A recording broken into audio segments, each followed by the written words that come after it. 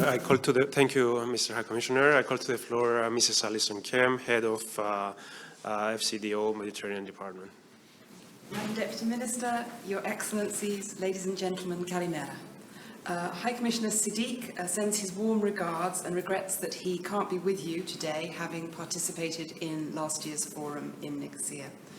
As head of the Mediterranean Department, I'm delighted by the forum and the Cypriot government's initiative to bring the forum to London, and I compliment the organisers in bringing together such a distinguished set of panellists and speakers for these timely discussions.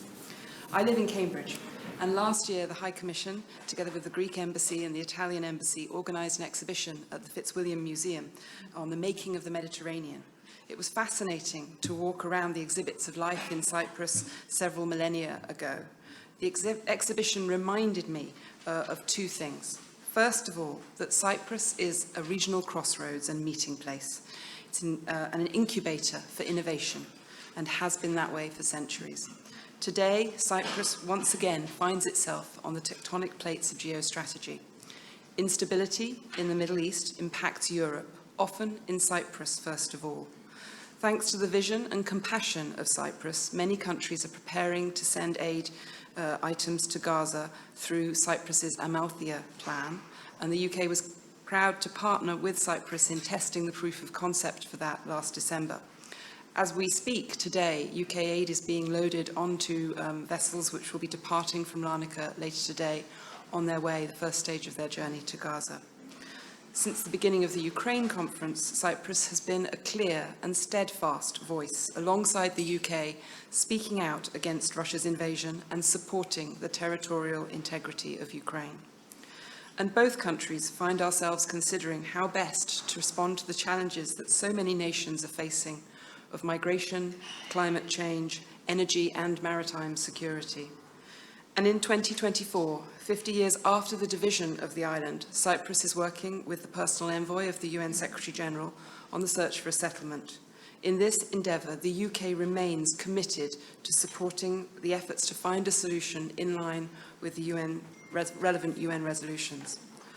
All of these, the Middle East, Ukraine, migration and the ongoing search for a settlement, were issues which President Christodoulidis and Prime Minister Sunak discussed on the 30th of April.